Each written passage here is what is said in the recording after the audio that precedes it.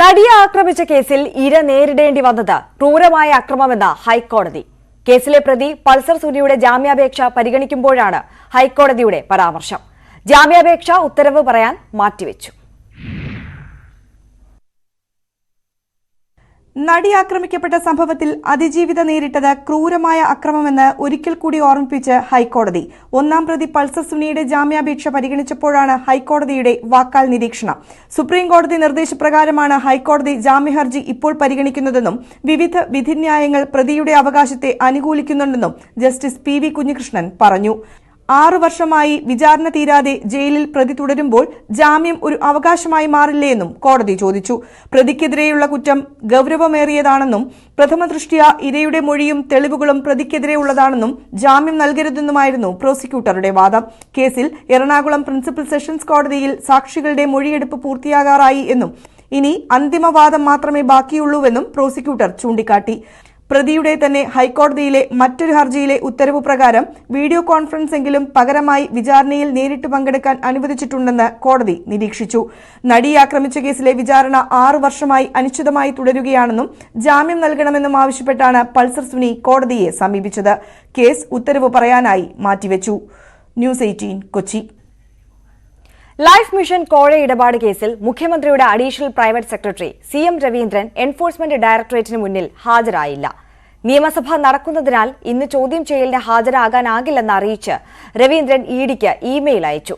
അതേസമയം നിയമസഭയിലെത്തിയ രവീന്ദ്രൻ ചോദ്യം ചെയ്യലിന് ഹാജരാകാത്തതിൽ പ്രതികരിക്കാൻ തയ്യാറായില്ല. ലൈഫ് മിഷൻ കോഴ ഇടപാട് കേസിൽ CPM-നെയും സർക്കാരിനെയും പ്രതിരോധത്തിലാക്കി നിയമസഭാ സമ്മേളനത്തിന്റെ ആദ്യ ദിവസം തന്നെ CM രവീന്ദ്രനെ ചോദ്യം ചെയ്യാനുള്ള ഇഡിയുടെ നീക്കം നടന്നില്ല. മുഖ്യമന്ത്രിയുടെ additional private secretary Kochi ED ഓഫീസിൽ ഹാജരായില്ല. 10 മണിക്ക് ഹാജരാകാനായിരുന്നു നിർദ്ദേശം. നിയമസഭാ സമ്മേളനം നടക്കുന്നതിനാൽ ഔദ്യോഗിക തിരക്കുകൾ ഉണ്ടെന്നും ഹാജരാകാൻ മറ്റൊരു ദിവസം നൽകണമെന്നും കാട്ടി ഇഡിക്ക് രവീന്ദ്രൻ ഇമെയിൽ അയച്ചു. നിയമസഭയിലെ മുഖ്യമന്ത്രിയുടെ ഓഫീസിൽ ഹാജരായ രവീന്ദ്രൻ ഇത് സംബന്ധിച്ച് പ്രതികരിക്കാനും തയ്യാറായില്ല. തിരക്കാണെന്നായിരുന്നു മാധ്യമപ്രവർത്തകരോട് CM രവീന്ദ്രൻ മറുപടി നൽകിയത്. ലൈഫ് മിഷൻ കോഴ ഇടപാട് സംബന്ധിച്ച് കൂടുതൽ കാര്യങ്ങൾ CM രവീന്ദ്രന് അറിയാമെന്നാണ് ഇഡി സംശയിക്കുന്നത്. M ശിവശങ്കറിനെ പോലെ സ്വർണ്ണക്കടത്ത് കേസ് പ്രതി സ്വപ്ന സുരേഷുമായി രവീന്ദ്രന് അടുത്ത ബന്ധമുണ്ടെന്നാണ് അന്വേഷണ സംഘം കരുതുന്നത്. ക്ലിഫ് ഹൌസിൽ ഇതുമായി ബന്ധപ്പെട്ട ചർച്ചകൾ നടക്കുമ്പോൾ രവീന്ദ്രൻ ഉണ്ടായിരുന്നു എന്ന സ്വപ്ന സുരേഷിന്റെ മൊഴിയുടെയും വാട്സ്ആപ്പ് ചാറ്റുകളുടെയും അടിസ്ഥാനത്തിലാണ് രവീന്ദ്രനെ ചോദ്യം ചെയ്യാൻ വിളിപ്പിച്ചത്. നേരത്തെ സ്വർണ്ണക്കടത്തുമായി ബന്ധപ്പെട്ട സാമ്പത്തിക തട്ടിപ്പ് കേസിലും 4ാമത്തെ നോട്ടീസ് ലഭിച്ചപ്പോഴാണ് CM രവീന്ദ്രൻ ഇഡിക്ക് മുമ്പിൽ ഹാജരായത്. ലൈഫ് മിഷൻ ഭവന പദ്ധതിക്ക് റെഡ് ക്രസന്റ് നൽകിയ 19 കോടിയിൽ 4.50 കോടി രൂപ കമ്മീഷൻ അടിസ്ഥാനത്തിലുള്ള കോഴയായി നൽകി എന്നാണ് കേസ്. CM രവീന്ദ്രന് ഇഡി വീണ്ടും നോട്ടീസ് അയക്കും. ന്യൂസ് 18 കൊച്ചി. CM രവീന്ദ്രനെ ന്യായീകരിച്ച് CPM സംസ്ഥാന സെക്രട്ടറി MV ഗോവിന്ദൻ. CPM-ന് ഒരു ഇഡിയെയും പേടിയില്ല. CM രവീന്ദ്രനെ ആദ്യമായി അല്ല ചോദ്യം ചെയ്യുന്നതെന്നും അദ്ദേഹം പറഞ്ഞു. അത് മുമ്പും ചെയ്തിട്ടുണ്ടല്ലോ. അതിൽ ഇപ്പം തോന്നുന്നു മുമ്പും ചെയ്തു. ഇത് കുറെ കൊല്ലയിൽ തുടങ്ങിയിട്ടുണ്ട്. നിങ്ങൾക്ക് ഓരോ ദിവസം ഒരു വാർത്ത ഉണ്ടാക്കാൻ വേണ്ടി നിങ്ങൾ ഉണ്ടാക്കുന്ന വാർത്തക്ക് ഞങ്ങൾക്ക് എന്ത് അതിന് പിന്നീട് വരേണ്ട കാര്യം? വരട്ടെ, അതിലൊന്നും ഞങ്ങൾക്ക് ഒരു ഭയവുമില്ല. കമ്മ്യൂണിസ്റ്റ് പാർട്ടി ഓഫ് ഇന്ത്യ മാർക്സിസ്റ്റിന് ഒരു ഇഡിനെയും ഒരു മറ്റേ CBI-നെയും ഒന്നിനും ഭയപ്പെടേണ്ട യാതൊരു കാര്യമില്ല. ജനകീയ പ്രതിരോധ ജാഥയിൽ EP ജയരാജൻ പങ്കെടുക്കാത്തതിനെ ന്യായീകരിച്ച് CPM സംസ്ഥാന സെക്രട്ടറി. ഇത് പാർട്ടി ജാഥയാണെന്നും EP ജയരാജൻ LDF കൺവീനറാണെന്നും MV ഗോവിന്ദൻ പറഞ്ഞു. ജാഥയുടെ എവിടെയെങ്കിലും വെച്ച് EP ജയരാജൻ ഭാഗമാകുമെന്നും അദ്ദേഹം പറഞ്ഞു. LDF ജാഥയല്ലേ, പാർട്ടി ജാഥയല്ലേ? ഇത് പാർട്ടി ജാഥയല്ലേ, LDF ജാഥയാണ് ചെയ്യാൻ പറ്റുക. LDF-ന്റെ കൺവീനറായ സഖാവ് EP ജയരാജൻ ഈ ജാഥയുടെ ഏതെങ്കിലും ഭാഗമായിട്ട് വരാം എന്നാണ് ഞാൻ പറഞ്ഞത്. ഇനി അതിൻ്റെ മേലെ വെറുതെ ആവശ്യമില്ലാതെ ഇനിയിപ്പോൾ നാളെ ഒരു വാർത്ത വരും വരാം എന്ന് പറഞ്ഞിട്ടുണ്ട്, പക്ഷെ വന്നിട്ടില്ല. 2 ദിവസം കഴിയുമ്പോൾ വീണ്ടും പറയും വരുമെന്ന് പറഞ്ഞിട്ടുണ്ട്, വന്നില്ല. നിങ്ങൾക്ക് ഇമാതിരി വാർത്ത ഉണ്ടാക്കാൻ വേണ്ടി ഞങ്ങളോട് എന്തിനാണ് ചോദിച്ചുകൊണ്ടിരിക്കുന്നത്? ജനകീയ പ്രതിരോധ ജാഥയ്ക്ക് സംഭാവന ചോദിച്ച് മണൽ കടത്തുകാരനെ ഭീഷണിപ്പെടുത്തുന്ന ഫോൺ സംഭാഷണം പുറത്ത്. പത്തനംതിട്ട കുറിയന്നൂർ പുളിമുക്ക് ബ്രാഞ്ച് സെക്രട്ടറി അരുൺ 15,000 രൂപ ആവശ്യപ്പെടുന്ന സംഭാഷണമാണ് പുറത്തുവന്നത്. പണം നൽകിയില്ലെങ്കിൽ മണൽ വാരുന്ന വിവരം പോലീസിൽ അറിയിക്കുമെന്നായിരുന്നു ഭീഷണി. പണം നൽകിയാൽ എത്ര ലോഡ് വേണമെങ്കിലും വാരിക്കോളാനും നിർദ്ദേശം. എന്താ നിങ്ങൾ പറഞ്ഞ കാര്യം? എന്താ ഞാൻ ഒരു 3 തരാം. അതുപോലെ പറ്റത്തില്ല പക്ഷേ അതെങ്ങനെയാ നടക്കുന്നത്? നിങ്ങൾ 5 വീട്ടിൽ ലോഡ് കൊടുക്കും, നമ്മൾ നേരെ പൈസ ചോദിച്ചിട്ടുണ്ടോ? അവിടെ എത്ര പേര് വരുന്നുണ്ട്? നമ്മള് തലപടുത്ത് ചുമന്നാടാ. ആരുടെയൊക്കെ വണ്ടി അവിടെ വരുന്നുണ്ട് വരാൻ? വണ്ടി കുറ്റി മാത്രമല്ല, വണ്ടി ഇറക്കത്തില്ല ഇവിടെ. നിങ്ങൾക്ക് തോന്നുന്നുണ്ടോ ഇവിടെ പാർട്ടിയെ വെറുപ്പിച്ച് മണ്ണ് വരാൻ പറ്റും? നീ സി എന്ന് പറഞ്ഞ് വിളിച്ചപ്പോ ഞാൻ പറഞ്ഞ ശരിയാവാൻ വിളിക്കാന്ന് പറഞ്ഞു. ഞാൻ 3 പേരോ ഇത് തല പടുത്ത് വരുത്തണ്ട സംഭവം. അരപഴുത്ത് വരുന്ന എല്ലാ ദിവസവും 3 രൂപ നിങ്ങൾ തരുന്നില്ലല്ലോ. എന്താടാ? നിങ്ങൾ എല്ലാ ദിവസവും അവിടെ നിന്ന് ലോഡ് വിടുന്നുണ്ടല്ലോ. എല്ലാ ദിവസവും ഒന്നുമില്ല, നിനക്കറിയാൻ പറ്റണ്ട. ആഴ്ചയിൽ 1-2 ദിവസം പണി, അത്രേ ഉള്ള. ഞാൻ ഓടിച്ചാലും വിളിച്ചായിരുന്നു, ഇനി ഒന്ന് വിളിക്കാൻ പറഞ്ഞായിരുന്നു. നീ ഓടിച്ചാനൊന്നും വിളിച്ചിട്ട് കാര്യമൊന്നുമില്ല കേട്ടോ. നമ്മളെ ശല്യം ചെയ്യല്ലേ. KJ രാജുവും അല്ല ഇവിടെ ബ്രാഞ്ച് സെക്രട്ടറി. ബ്രാഞ്ച് സെക്രട്ടറി ആയിരുന്നാ കിഴക്കേല്? ബ്രാഞ്ച് സെക്രട്ടറി KJ രാജുവും അല്ല നമ്മുടെ രാജാന്റെ കാര്യമെന്ന് പറഞ്ഞേ. രാജാനല്ല ഇപ്പം ആള് മാറി, വേറെ ആളാ. ഈ കളി എല്ലാ കളി നമുക്കറിയാം. എന്തോ ആ പരിപാടി എന്ത് രീതിയിലാ ഇത് പോകുന്നതിനൊക്കെ എനിക്കറിയാം. അതുകൊണ്ടാ നിങ്ങളെ ഒന്ന് പിടിക്കണമെന്ന് വിചാരിച്ചതും. ഒത്തിരി പരാതി വന്നിട്ടുണ്ട്. നാളെ ഇപ്പൊ ഞാനിപ്പോ വിളിച്ചത് നാളെ ഇപ്പൊ ഞാൻ പരാതി കൊടുക്കും. പേര് വെച്ച് ഞാൻ പരാതി കൊടുക്കും. SP കൊടുക്കുന്നത് പേര് വെച്ച് മണ്ണ് വരുന്നുണ്ട്. താക്കോൽ ഇന്നാരുടെ കയ്യിലാണ്. ഇന്ന വീട്ടിൽ ഇന്നാരുണ്ട്. ഞാൻ എന്റെ പേര് അങ്ങോട്ട് പരാതി കൊടുക്കാൻ പോവും. അതിന് മുമ്പ് നമ്മൾ എന്നും കാണുന്നവരായോണ്ട് ഞാൻ വിളിച്ചെന്നേ ഉള്ളൂ. ഡീൽ ചെയ്യാൻ പറ്റുന്നുണ്ട് ഡീൽ ചെയ്യും. നിങ്ങളെ ശല്യമല്ല, എനിക്ക് ഇവിടുത്തെ പാർട്ടിയെ വെറുപ്പിച്ച് ഞങ്ങൾക്ക് ഒരു പരിപാടി ഞങ്ങൾ സമ്മതിക്കത്തില്ല. 3 രൂപ തരെ നിങ്ങളുടെ ഇത് വേണ്ട, ദാനം വേണ്ട പാർട്ടിക്ക് ഇവിടെ. ഇത് തന്റെ ശബ്ദം തന്നെയാണെന്നും എഡിറ്റ് ചെയ്തതായിരിക്കാമെന്നും ബ്രാഞ്ച് സെക്രട്ടറി അരുൺ പറഞ്ഞു. ജനകീയ പ്രതിരോധ ജാഥ നടക്കുമ്പോൾ CPM കൂടുതൽ പ്രതിരോധത്തിലായത് BJP സംസ്ഥാന അധ്യക്ഷൻ K സുരേന്ദ്രൻ. മുഖ്യമന്ത്രിയെ പ്രതിരോധിക്കാനുള്ള ജാഥയ്ക്ക് പ്രതിരോധ ജാഥ എന്ന പേര് യോജിക്കുന്നതാണ്. ശതകോടികളുടെ തട്ടിപ്പാണ് ദുരിതാശ്വാസ ഫണ്ടിൽ നടന്നത്. അത് ഉദ്യോഗസ്ഥ തലത്തിൽ ഒതുങ്ങില്ല. ഇന്ധന സെസ്സിനെ ന്യായീകരിക്കുന്ന MV ഗോവിന്ദന്റെയും മുഖ്യമന്ത്രി പിണറായി വിജയന്റെയും വാഹന വ്യൂഹങ്ങളിൽ ഇന്ധനം നിറച്ചത് മാഹിയിൽ നിന്നാണെന്നും അദ്ദേഹം ആരോപിച്ചു.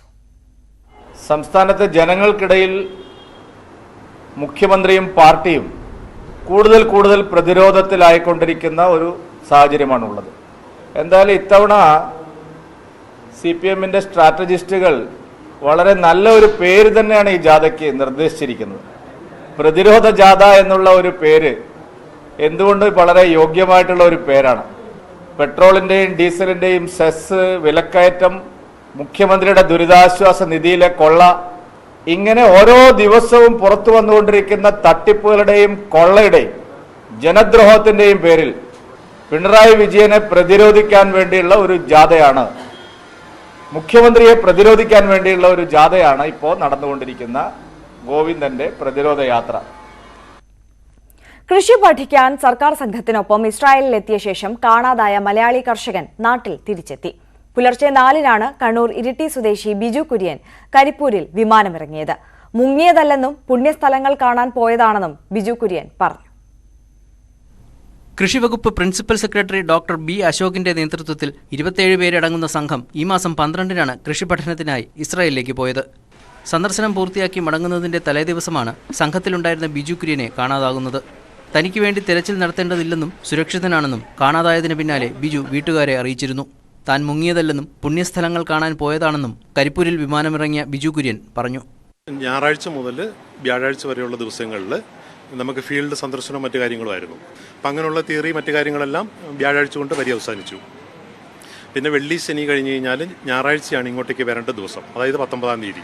അപ്പം അതിനു മുമ്പ് ഒരു വിശുദ്ധ നാട്ടിൽ ചെന്നിട്ട് ഒരു പുണ്യസ്ഥലങ്ങൾ സന്ദർശിക്കുക എന്നുള്ളത് ഞാൻ തീരുമാനിച്ച കാര്യമാണ്. അപ്പോൾ അതുകൊണ്ട് ഞാൻ ആ സമയത്ത് ജെറുസലേം എന്ന് പറയുന്ന ദേവാലയത്തിലേക്ക് സന്ദർശിക്കാൻ വേണ്ടി പോയി. അങ്ങനെ പോയതിനു ശേഷം അതിൻ്റെ തൊട്ട് പിറ്റേ ദിവസം ബെത്ലഹേമിലേക്കും പോയി. മെയ് 8-നാണ് ബിജുവിന്റെ വിസ കാലാവധി അവസാനിക്കുന്നത്. എന്നാൽ നയതന്ത്ര സമ്മർദ്ദത്തെ തുടർന്ന് ഇസ്രായേൽ പോലീസ് ബിജുവിനെ നാട്ടിലേക്ക് കയറ്റിവിടുകയായിരുന്നു. കരിപ്പൂരിൽ വിമാനമിറങ്ങിയ ഉടനെ തന്നെ അന്വേഷണ സംഘം ബിജുവിന്റെ മൊഴിയെടുത്തു. ബിജുവിനെതിരെ കേസെടുക്കേണ്ടതില്ലെന്നും താക്കീത് നൽകിയാൽ മതിയെന്നുമാണ് സർക്കാർ നിലപാട്. ന്യൂസ് 18 കോഴിക്കോട്.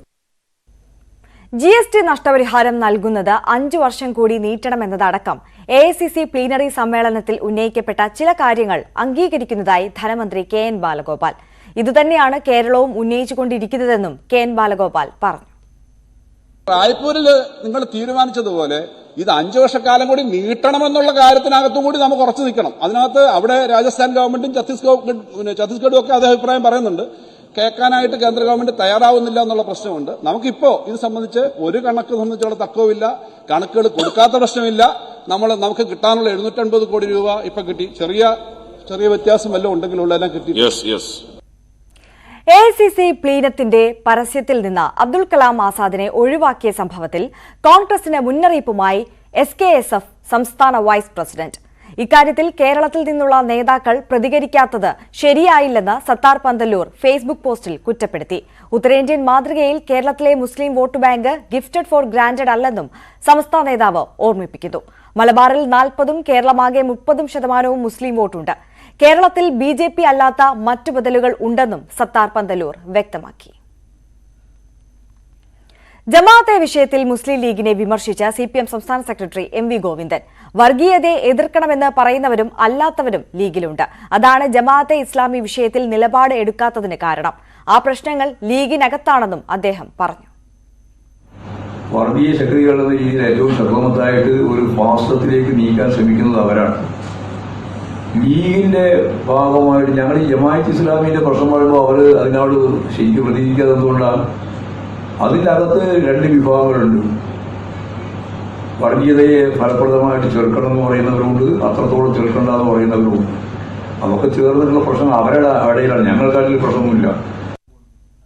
കമ്മ്യൂണിസ്റ്റുകാർ മതനിരാസം അംഗീകരിക്കുന്നില്ലെന്ന് CPM സംസ്ഥാന സെക്രട്ടറി. മതത്തെ തള്ളിപ്പറയുന്നവരല്ല കമ്മ്യൂണിസ്റ്റുകാർ. സമസ്തയെ മാത്രമല്ല, കേരളത്തിലെ എല്ലാ വിഭാഗങ്ങളെയും CPMുമായി അടുപ്പിക്കാൻ ശ്രമിക്കുന്നുണ്ട്. CPM ഉന്നയിച്ച വിഷയത്തിൽ ജമാഅത്തെ ഇപ്പോഴും മറുപടി പറയുന്നില്ലെന്നും അദ്ദേഹം പറഞ്ഞു. കമ്മ്യൂണിസ്റ്റുകാർ മതനിരാസം എന്ന മുദ്രാവാക്യം അംഗീകരിക്കുന്നേയില്ല. ഇപ്പോഴല്ല, പാർട്ടി രൂപീകരിച്ച് 1920 പാർട്ടി രൂപീകരിച്ചത്. 22 തന്നെ കോൺഗ്രസിന്റെ തന്നെ ഭാഗമായിട്ടുള്ള സമ്മേളനത്തിൽ ഞങ്ങൾ വ്യക്തമാക്കിയിട്ടുണ്ട്, മതനിരാസമല്ല, മതനിരപേക്ഷതയാണ്. അപ്പോൾ മതത്തെ തള്ളിപ്പറയാനോ വിശ്വാസികളെ തള്ളിപ്പറയാനോ ഉള്ള നിലപാടൊന്നും CPIയും സ്വീകരിക്കുന്നില്ല. വാർത്തകളിലേക്ക്. SFIക്ക് പിന്നാലെ കാസർഗോഡ് ഗവൺമെന്റ് കോളേജിലെ മുൻ പ്രിൻസിപ്പൽ രമയ്ക്കെതിരെ നടപടി വേണമെന്ന ആവശ്യവുമായി PTA-യും രംഗത്ത്. അധ്യാപികയുടെ പ്രസ്താവന വിദ്യാർത്ഥികൾക്ക് കളങ്കം ഉണ്ടാക്കുന്നതാണെന്ന് PTA ആരോപിച്ചു. അപ്പോൾ പ്രിൻസിപ്പൽ രമാ മേഡം പറഞ്ഞ നടപടികളോട് നമുക്ക് യോജിപ്പില്ല. കാരണം ഇത്തരം കാര്യങ്ങളൊന്നും ഇതുവരെ PTA-യിൽ മാഡം ചർച്ച ചെയ്തിട്ടില്ല. അപ്പോൾ ഇത്തരം ഒരു വലിയ ഭീകരമായ ഒരു അനുഭവമൊന്നും നമുക്ക് PTA-ക്കാർക്ക് ആർക്കും, അല്ലെങ്കിൽ നമ്മുടെ കുട്ടികൾ നമ്മുടെ വീട്ടിൽ വന്നിട്ട് പറയുകയോ ചെയ്യുകയോ ചെയ്തിട്ടില്ല. അപ്പോൾ എന്തിനാണ് അവർ ഉദ്ദേശിച്ചതെന്നറിയില്ല. അത് അവരെ തെളിയിക്കേണ്ട അവരെ ബാധ്യതയാണ്. PTA അറിയാത്ത സംഭവങ്ങളാണ് ഇതൊക്കെ. തീർച്ചയായിട്ടും ഇത് ഉന്നത വിദ്യാഭ്യാസ വകുപ്പ് എടുത്ത് തീരുമാനം എടുക്കേണ്ടതാണ്. PTA-ക്കാർ, കാരണം കുട്ടികൾക്ക് കുറേ ഡാമേജ് ഉണ്ടായിട്ടുണ്ട്. അതിന് തീർച്ചയായിട്ടും അവർക്കെതിരെ നടപടി എടുക്കേണ്ടതാണ്. നടപടി വേണമെന്നുള്ളതാണ്. KV ബൈജു വിവരങ്ങളുമായി ചേരുകയാണ്. ബൈജു, എന്തായാലും വലിയ വിമർശനങ്ങൾക്കും വിവാദങ്ങൾക്കും ഒക്കെയാണ് മുൻ പ്രിൻസിപ്പലിന്റെ വാക്കുകൾ. വിദ്യാർത്ഥികളെ വിമർശിച്ചുകൊണ്ട് വളരെ അത്ര സഭ്യമായ രീതിയിലായിരുന്നില്ല എന്തായാലും മുൻ പ്രിൻസിപ്പലിന്റെ ഭാഗത്തു നിന്ന് പരാമർശങ്ങൾ ഉണ്ടായത്. വലിയ രീതിയിലുള്ള പ്രതിഷേധമാണ് ഉയർന്നു വന്നത്. ഒടുവിൽ കഴിഞ്ഞ ദിവസം രമ മാപ്പ് പറയുന്ന ഒരു സാഹചര്യമൊക്കെ ഉണ്ടായിരുന്നു. ഇപ്പോൾ PTA കൂടി ഡോക്ടർ രമയ്ക്കെതിരെ രംഗത്ത് വരുന്ന സാഹചര്യമാണ് ഉണ്ടായിട്ടുള്ളത്, അല്ലേ? തീർച്ചയായും ആര്യ, ഈ രമയെ പൂർണ്ണമായും തള്ളിക്കൊണ്ടാണ് ഇപ്പോൾ PTA യോഗം അവസാനിച്ചിരിക്കുന്നത്.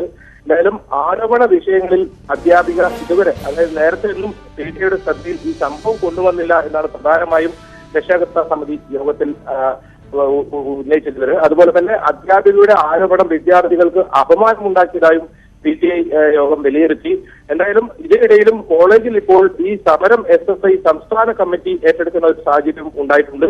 ഈ രമയെ സസ്പെൻഡ് ചെയ്ത് അന്വേഷണം നടത്തണമെന്നാണ് SFI സംസ്ഥാന സെക്രട്ടറി PM ആർഷോ ഇപ്പോൾ പറഞ്ഞത്. എന്തായാലും അധ്യാപികയെ കോളേജിൽ പ്രവേശിപ്പിക്കില്ലെന്നും SFI ഇപ്പോൾ പ്രഖ്യാപിച്ചിട്ടുണ്ട്. ഇന്ന് ആരോഗ്യ പ്രശ്നം ചൂണ്ടിക്കാട്ടി ഡോക്ടർ രമ കോളേജിൽ എത്തിയിട്ടില്ല. രമയുടെ സാന്നിധ്യത്തിലാണ് ഇന്ന് PTA യോഗം ചേർന്നത്. എന്തായാലും ഈ പി ടി ഐ യോഗം കൂടി രമയെ തള്ളിപ്പറഞ്ഞതോടുകൂടി പൂർണ്ണമായും ഒറ്റപ്പെടുന്ന ഒരു സാഹചര്യമുണ്ടായി. കഴിഞ്ഞ ദിവസം ഇന്നാണ് പ്രസ്താവനയിലൂടെ ഇതിൽ ഖേദം പ്രകടിപ്പിക്കുന്നതായി ഡോക്ടർ രമ അറിയിച്ചത്. എന്നാലും ഇത് മുഖവിലക്ക് വിദ്യാർത്ഥികളോ അതുപോലെ തന്നെ പി ടി കമ്മിറ്റി എടുക്കുന്നില്ല എന്ന് വേണം ഇപ്പോഴത്തെ തീരുമാനത്തിൽ നിന്ന് മനസ്സിലാക്കാൻ. എന്തായാലും നടപടി വേണമെന്ന ആവശ്യത്തിൽ പി ടി ഐ ഇപ്പോൾ ഉറച്ചു നിൽക്കുകയാണ്. ശരി, കെ വി ബൈജു ആണ് വിവരങ്ങൾ നൽകിയത്. കോഴിക്കോട് മെഡിക്കൽ കോളേജിൽ ശസ്ത്രക്രിയയ്ക്കിടെ കത്രിക വയറ്റിൽ കുടുങ്ങിയ സംഭവത്തിൽ പരാതിക്കാരിയായ ഹർഷീന നിരാഹാരം തുടങ്ങി. കുറ്റക്കാർക്കെതിരെ ആരോഗ്യവകുപ്പ് നടപടിയെടുക്കാത്തതിൽ പ്രതിഷേധിച്ച് മെഡിക്കൽ കോളേജിന് മുന്നിലാണ് നിരാഹാര സമരം. നീതി ലഭിക്കും വരെ സമരം തുടരുമെന്ന് ഹർഷീന പറഞ്ഞു. എസ് വിനേഷ് കുമാറിന്റെ റിപ്പോർട്ട്.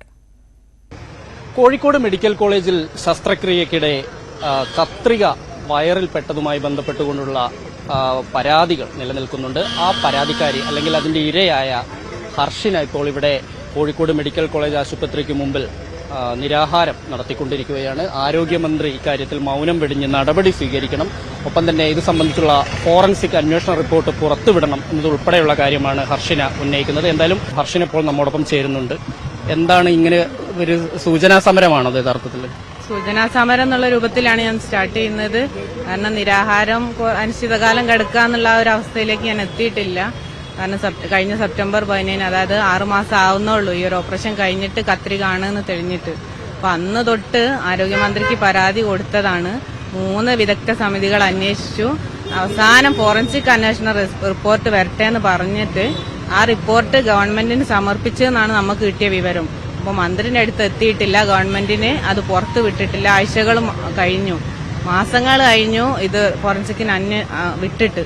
അപ്പൊ എന്നിട്ടും ഈ റിപ്പോർട്ട് എന്തുകൊണ്ട് ഇവർ പുറത്തു വിടുന്നില്ല? എന്തുകൊണ്ട് നമ്മൾക്ക് നീതി നിഷേധിക്കപ്പെടുന്നു? 5 വർഷം ഞാൻ അനുഭവിച്ച് എനിക്കല്ലേ അറിയൂ. ഇവിടെ ഈ മെഡിക്കൽ കോളേജ് അധികൃതരുടെ ഒത്താശയാണോ ആരോഗ്യവകുപ്പിന്റെ ഭാഗത്ത് നിന്ന് കിട്ടുന്നത്, അല്ലെങ്കിൽ അവരെ ഇതിൽ നിന്ന് സംരക്ഷിക്കാനുള്ള ഒരു നീക്കം അങ്ങനെ തന്നെയാണോ കാണുന്നത്? ഇതിനെ അങ്ങനെ സംശയിക്കാവുന്നതേ ഉള്ളൂ. കാരണം ഇത്രയും വ്യക്തമായ എവിഡൻസ് ഉള്ള ഒരു കാര്യമായിട്ട് അവർക്ക് എന്തുകൊണ്ട് ഇത് പുറത്തുവിടാൻ കഴിയുന്നില്ല? എന്തുകൊണ്ട് എനിക്ക് നീതി വാങ്ങിത്തരാൻ കഴിയുന്നില്ല? അപ്പോൾ ഗവൺമെന്റിന്റെ സ്ഥാപനം അവരെ ആൾക്കാരുമാണല്ലോ. ഡോക്ടേഴ്സ് ആണെങ്കിലും ഗവൺമെന്റിന്റെ അവർക്ക് കോട്ടം വരുത്തരുത് എന്നുള്ള രൂപത്തിലാണല്ലോ. അതുകൊണ്ടാണോ എന്നുള്ളൊരു സംശയമുണ്ട്. സൂചനാ സമരമാണ്. വരും ദിവസങ്ങളിൽ സമരം മറ്റ് സമരപരിപാടികളുമായി മുന്നോട്ട് പോകാൻ തന്നെയാണ് തീരുമാനം. എന്തായാലും മരണം വരെ പോരാടാൻ തന്നെ, നീതി കിട്ടുന്നത് വരെ. എന്നാണോ നീതി കിട്ടുന്നത്? കാരണം ഞാൻ വീട്ടിലേക്ക് വെറുതെ പോയിട്ട് കാര്യമല്ല, എനിക്ക് അതിനുള്ള ആരോഗ്യം ആയില്ല. പിന്നെ ഞാൻ സാമ്പത്തികമായിട്ടും എല്ലാ രൂപത്തിലും ഞാൻ മാനസികമായിട്ടും ശാരീരികമായിട്ടും തളർന്ന് തരിപ്പണായ നിൽക്കുന്ന അവസ്ഥയിലാണ്. അപ്പോൾ ഇതിനൊരു നീതി കിട്ടി, നഷ്ടപരിഹാരം ആണെങ്കിൽ നഷ്ടപരിഹാരം, പിന്നെ കുറ്റക്കാർക്കെതിരെ നടപടിയെടുക്കുക. എന്തായാലും നീതി ലഭിക്കും വരെ സമരം തുടരും എന്ന് തന്നെയാണ് ഹർഷീന പറയുന്നത്. ഇതൊരു സൂചനാ സമരം മാത്രമാണ്. വരും ദിവസങ്ങളിൽ ശക്തമായ സമരപരിപാടികളുമായി മുന്നോട്ട് പോകാൻ തന്നെയാണ് ഹർഷീനയുടെ തീരുമാനം. ക്യാമറാമാൻ ശ്രീജിത്ത് സീകല്ലുമുട്ടിക്കൊപ്പം എസ് വിനേഷ് കുമാർ, ന്യൂസ് 18 കോഴിക്കോട്. കോട്ടയം കറുകച്ചാലിൽ യുവാവ് വെട്ടേറ്റ് മരിച്ചു. കറുകച്ചാൽ ഉമ്പിടി സ്വദേശി കുറ്റിയാനിക്കൽ ബിനു ആണ് കൊല്ലപ്പെട്ടത്. പ്രതികളായ വിഷ്ണു, സെബാസ്റ്റ്യൻ എന്നിവർ സ്റ്റേഷനിൽ കീഴടങ്ങി. മുൻ വൈരാഗ്യമാണ് കൊലയ്ക്ക് കാരണമെന്ന് പോലീസ് പറഞ്ഞു. വാളയാർ കേസിൽ അന്വേഷണം ശരിയായ രീതിയിലാണ് മുന്നോട്ടു പോകുന്നതെന്ന് ഹൈക്കോടതി. സിബിഐ മുദ്രവെച്ച കവറിൽ സമർപ്പിച്ച അന്വേഷണ പുരോഗതി റിപ്പോർട്ട് പരിശോധിച്ച ശേഷമായിരുന്നു നിരീക്ഷണം. സിബിഐ അന്വേഷണം കാര്യക്ഷമമല്ലെന്ന വാളയാർ പെൺകുട്ടികളുടെ അമ്മയുടെ ഹർജിയിലാണ് കോടതി സിബിഐയുടെ റിപ്പോർട്ട് തേടിയത്. ഹർജി 3 ആഴ്ച കഴിഞ്ഞ് പരിഗണിക്കാൻ മാറ്റി. ആറ്റുകാൽ പൊങ്കാല മഹോത്സവത്തിന് തുടക്കമായി. ദേവിയെ കാപ്പുകെട്ടി കുടിയിരുത്തിയതോടെയാണ് മഹോത്സവത്തിന് തുടക്കമായത്. കോവിഡ് നിയന്ത്രണങ്ങൾ പൂർണ്ണമായി നീങ്ങിയതിനു ശേഷം നടക്കുന്ന ആദ്യ പൊങ്കാലയ്ക്ക് കർശന സുരക്ഷാ ക്രമീകരണങ്ങളാണ് ഒരുക്കിയത്.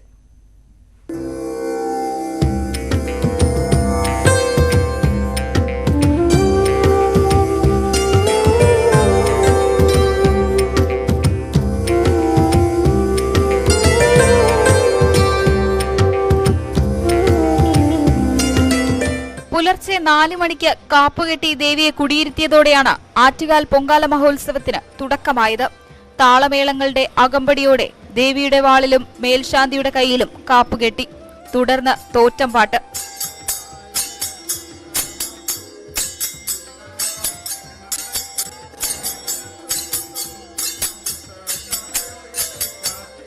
ചടങ്ങിന് സാക്ഷ്യം വഹിക്കാൻ നിരവധി ഭക്തജനങ്ങളാണ് ക്ഷേത്ര പരിസരത്ത് തടിച്ചുകൂടിയത്.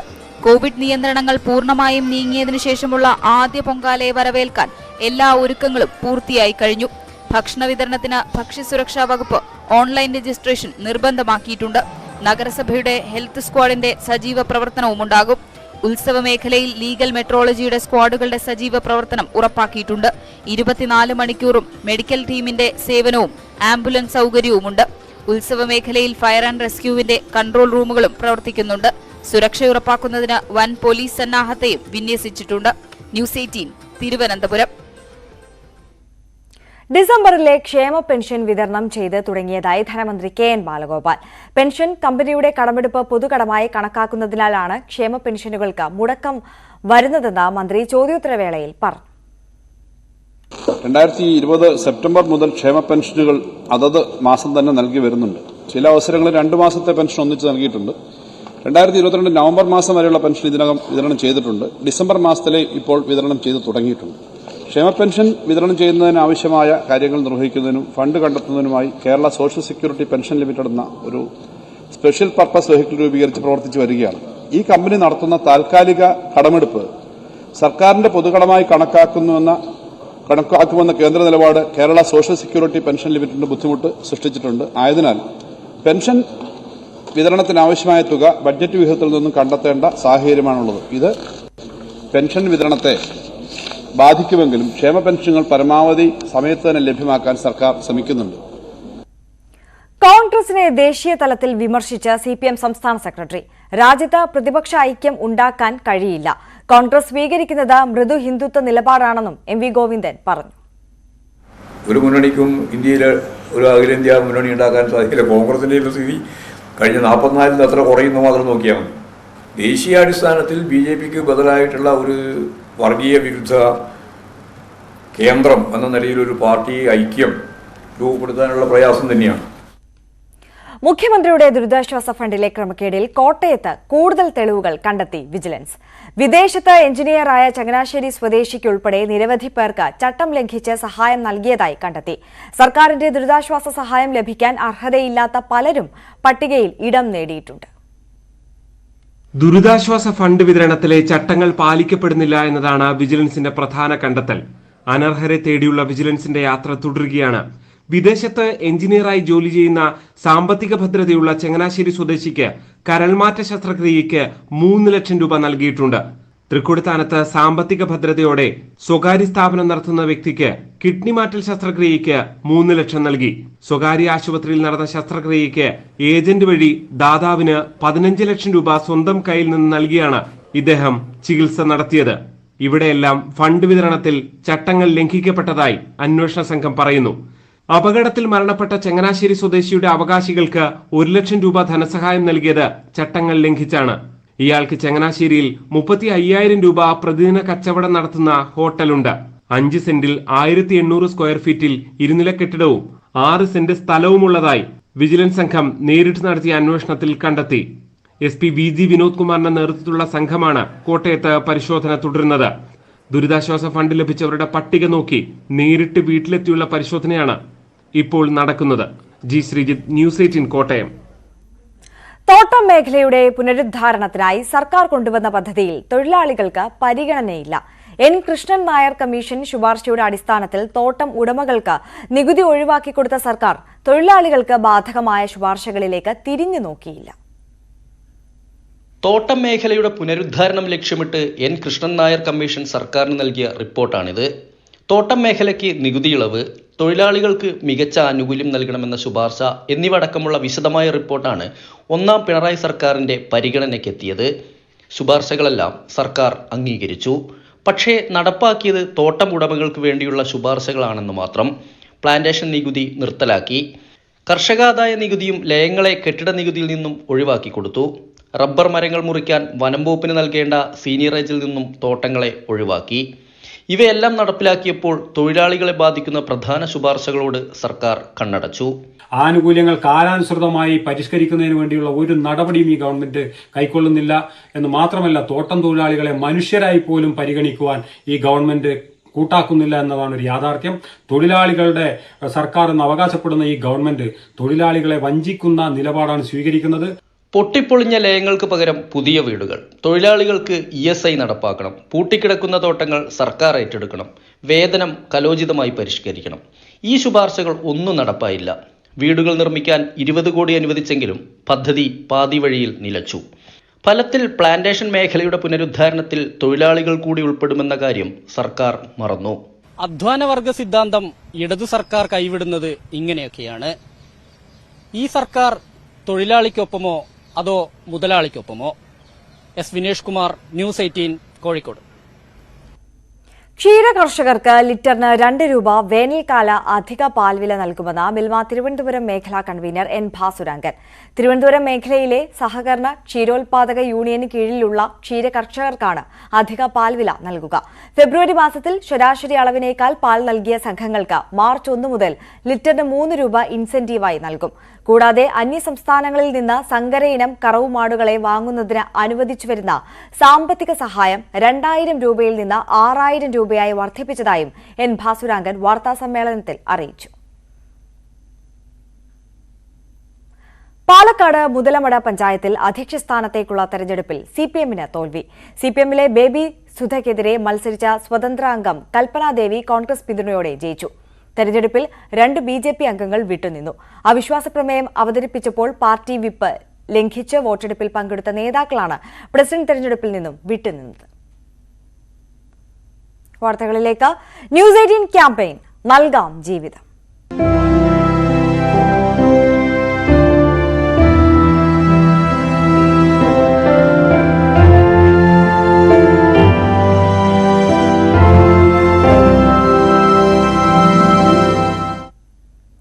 സംസ്ഥാനത്ത് മുൻ വർഷങ്ങളിൽ അവയവദാനം കുത്തനെ കുറഞ്ഞിരുന്നു. ഇതിന് പ്രധാന കാരണം അവയവമാറ്റ വിഷയം ചർച്ച ചെയ്യുന്ന സിനിമ ജോസഫിന്റെ സ്വാധീനമെന്ന മൃതസഞ്ജീവനി പദ്ധതി നടത്തിപ്പ് ചുമതലയുള്ള case auto executive director doctor Noble. ചില കേസുകളും കാരണമായിട്ടുണ്ട്. മസ്തിഷ്ക മരണം സ്ഥിരീകരിക്കുന്നത് പൂർണ്ണമായും ആശുപത്രിയുടെ ഉത്തരവാദിത്തമാണെന്നും ഡോക്ടർ നോബിൾ ന്യൂസ് 18നോട് പറഞ്ഞു. ഉമേഷ് ബാലകൃഷ്ണന്റെ റിപ്പോർട്ട്. സംസ്ഥാനത്തിൻ്റെ മരണാനന്തര അവയവമാറ്റം കഴിഞ്ഞ വർഷത്തെ അപേക്ഷിച്ച് കുറഞ്ഞു വരുന്നു എന്നുള്ള കണക്കാണ് നിൽക്കുന്നത്. എന്തായാലും ഇത് സംബന്ധിച്ച് പ്രതികരിക്കാൻ ഇപ്പോൾ മൃതസഞ്ജീവനി നടത്തിപ്പ് ചുമതലയുള്ള case auto executive director doctor Noble ചേരുന്നുണ്ട്. സാർ, നിലവിൽ എന്തായാലും മുൻകാലങ്ങളെ അപേക്ഷിച്ച് 2022 വലിയ രീതിയിൽ മരണാനന്തര അവയവമാറ്റം സംസ്ഥാനത്ത് കുറഞ്ഞിട്ടുണ്ട്. സ്വാഭാവികമായി കൂടേണ്ടതാണ് എന്ന് കരുതുന്ന കാര്യമാണ്, പക്ഷേ കുറഞ്ഞു. അതിനെന്താണ് കാരണം ആയി കണക്കാക്കുന്നത്? കഴിഞ്ഞ 3-4 വർഷങ്ങളായി ഒരു ഡിക്ലൈനിങ് ട്രെൻഡാണ് കാണിച്ചുകൊണ്ടിരിക്കുന്നത്. അതൊന്ന് ഇടയ്ക്ക് കോവിഡായിരുന്നു, പിന്നെ കുറച്ച് നിയമപരമായ തടസ്സങ്ങൾ. ഒന്നെന്ന് വെച്ചാൽ ഒരു സിനിമ വന്നിരുന്നുണ്ട്, ജോസഫ് സിനിമയിൽ ഒരു നല്ലൊരു നെഗറ്റീവ് ക്യാമ്പയിൻ അവയവദാനത്തിനെതിരെ ഉണ്ടായി. 2, ഒരു ഡോക്ടർ കേസിന് പോയി, അതായത് മസ്തിഷ്കമരണം നിർണയത്തിന് അപാകതകളുണ്ടെന്നുള്ള. അപ്പോൾ അത് ആശുപത്രികളെയും ഡോക്ടർമാരുടെയും ഒരു മുറയിൽ തകർക്കുകയും അവർ ഈ അവയവദാന മസ്തിഷ്കമരണ നിർണയത്തിൽ നിന്ന് പിൻവാങ്ങുകയും ചെയ്യുക. അത് നമുക്ക് നേരെയാക്കണമെങ്കിൽ ഏറ്റവും ഇമ്പോർട്ടൻ്റ് ആയിട്ടുള്ളത് ഡോക്ടർമാരുടെ കോൺഫിഡൻസ് എടുക്കുക. ഡോക്ടർമാരുടെ എന്താ പറയുക, അവരെ നമ്മൾ വിശ്വസിക്കണം ഫസ്റ്റ് ഓഫ് ഓൾ. അപ്പോൾ ഇവിടെ തടസ്സം എവിടെയാണ്? ICUവിനകത്ത് ഡോക്ടർമാർ ബ്രെയിൻ ഡെത്ത്, പ്രോബബിൾ ബ്രെയിൻ ഡെത്തിനെ ഡിറ്റക്റ്റ് ചെയ്യുന്നില്ല, അല്ലെങ്കിൽ ഡിറ്റക്റ്റ് ചെയ്താൽ തന്നെ നോട്ടിഫൈ ചെയ്യുന്നില്ല, നോട്ടിഫൈ ചെയ്യുന്നതിനപ്പുറം സർട്ടിഫൈ ചെയ്യുന്നില്ല. അപ്പോൾ തുടക്കത്തിൽ തന്നെ ഉള്ള ആ പ്രക്രിയയിൽ ഒരു തടസ്സമാണ്. നിയമ നടപടികൾ പോകുന്നുണ്ട്, അതായത് ഇത്തരത്തിൽ സർട്ടിഫൈ ചെയ്യുന്നതിനെതിരെ ഡോക്ടർമാർക്കെതിരെ നിയമ നടപടികൾ പലരും സ്വീകരിക്കുന്നു. നമ്മളെന്തിനാ ഈ ഒരു നിയമക്കുരുക്കിൽ പെടേണ്ട ആവശ്യമുണ്ടോ? കാരണം നമ്മുടേതല്ലാത്തൊരു ആവശ്യത്തിന് നമ്മൾ സർട്ടിഫൈ ചെയ്യുകയും സർട്ടിഫൈ ചെയ്ത ശേഷം നമ്മൾ കോടതി കയറേണ്ടി വരേണ്ട അവസ്ഥയിൽ എനിക്ക് തോന്നുന്നു അവർ കൂട്ടായ തീരുമാനം എടുത്തോന്ന് എനിക്കറിയത്തില്ല അത്രത്തോളം. പക്ഷേ പൊതുവെ സർട്ടിഫൈ ചെയ്യാൻ ഒരു അമാന്തത ഡോക്ടർമാരുടെ ഇടയിലുണ്ട്.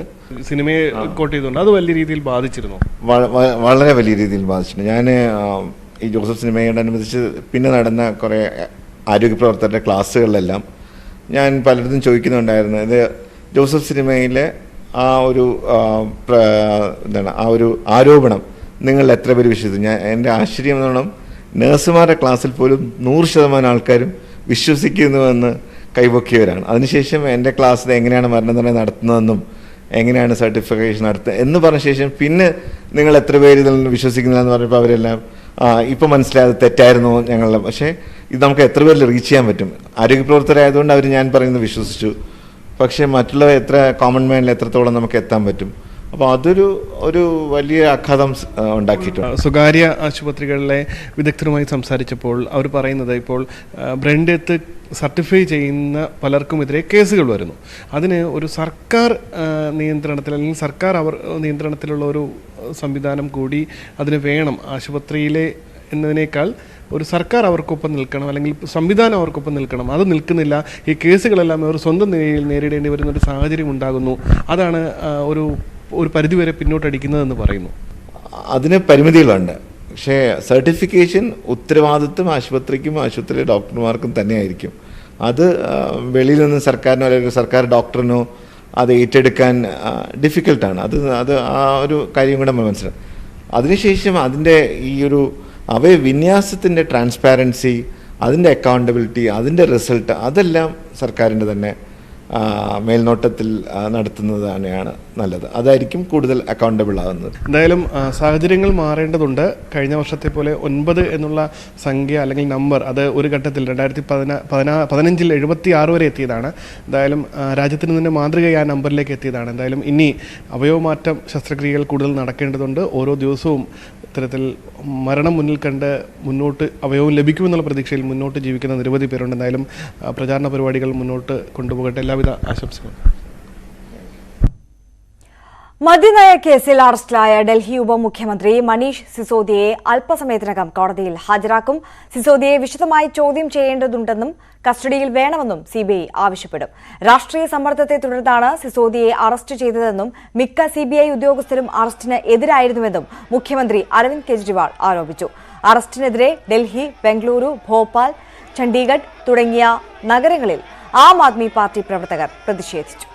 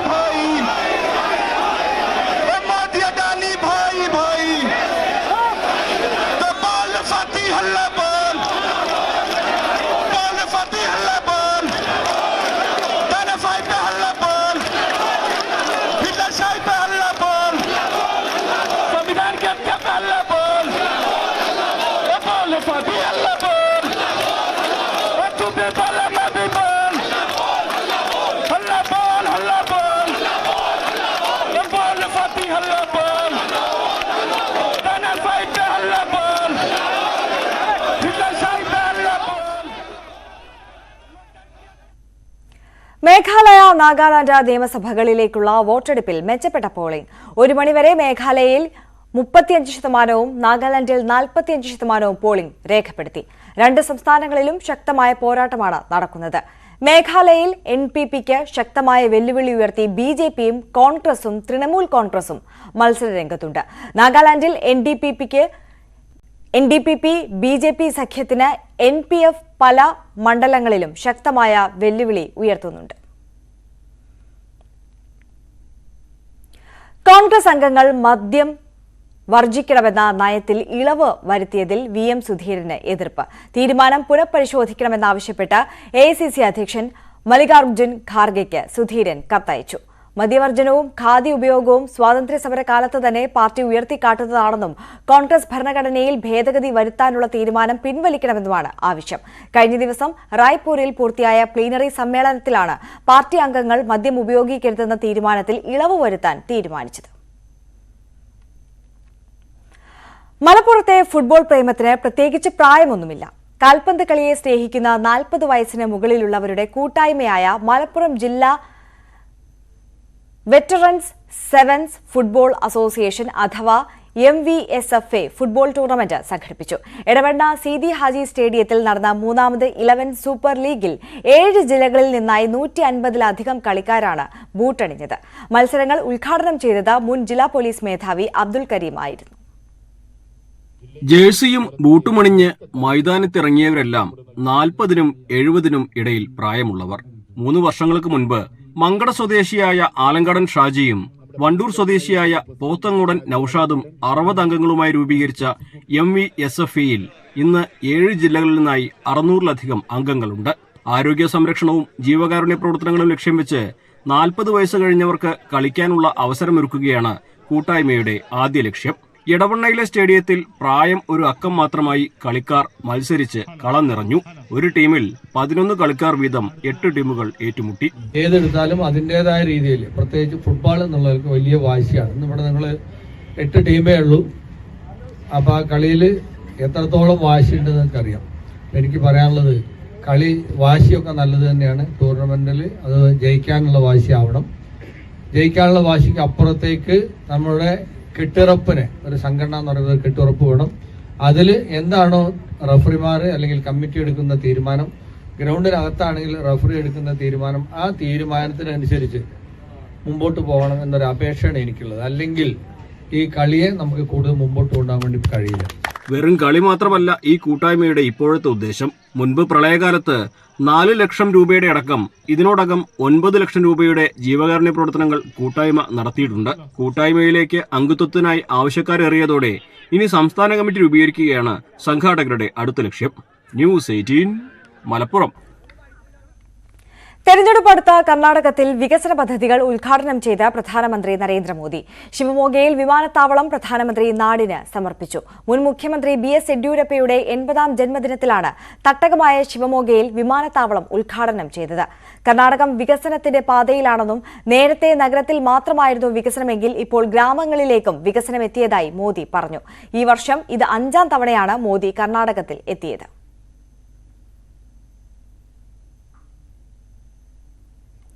കട്ടപ്പന ഫെസ്റ്റിനോടനുബന്ധിച്ച് നടന്ന മിസ് ഇടുക്കി മത്സരത്തിൽ വിജയകിരീടം ചൂടി അടിമാലി സ്വദേശിനി രേഷ്മ മനോജ്.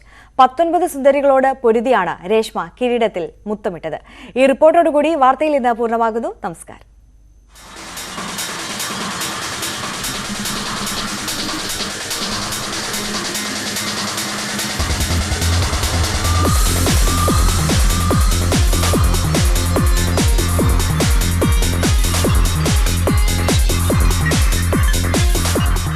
കട്ടപ്പന ഫെസ്റ്റിനോടനുബന്ധിച്ചാണ് മിസ് ഇടുക്കി മത്സരം സംഘടിപ്പിച്ചത്. 100-ലധികം മത്സരാർത്ഥികളിൽ നിന്ന് തെരഞ്ഞെടുക്കപ്പെട്ട 19 സുന്ദരികളാണ് മത്സരത്തിൽ മാറ്റുരച്ചത്. 3 വിഭാഗങ്ങളിലായി നടന്ന മത്സരത്തിലാണ് സുന്ദരികൾ പങ്കെടുത്തത്. വാശിയേറിയ മത്സരത്തിൽ അടിമാലി സ്വദേശിനി രേഷ്മ മനോജ് മിസ് ഇടുക്കിയായി തെരഞ്ഞെടുക്കപ്പെട്ടു.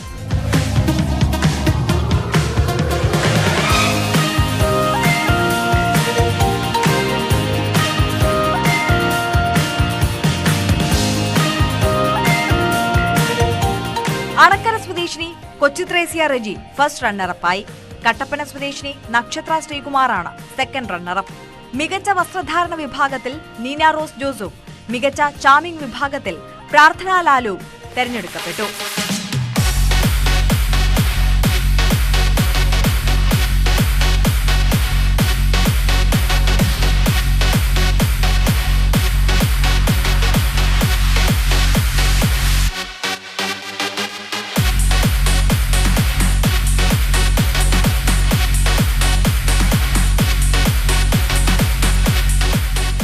മികച്ച ഹെയർ വിഭാഗത്തിൽ ആഷ്ലി ബെന്നിനാണ് പുരസ്കാരം.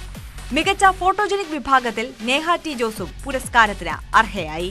Celebrity nutritionist Jefria Joby, model Ashwika Omkumar, personality development trainer Jasna Kuriakose എന്നിവർ അടങ്ങുന്ന ജഡ്ജിംഗ് പാനലാണ് വിധി നിർണയം നടത്തിയത്.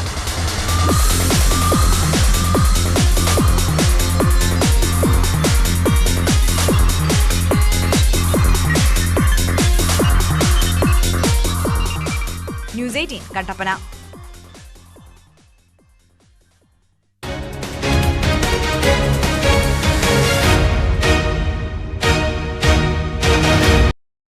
CM രവീന്ദ്രൻ നിയമസഭയിൽ അദ്ദേഹത്തിന്റെ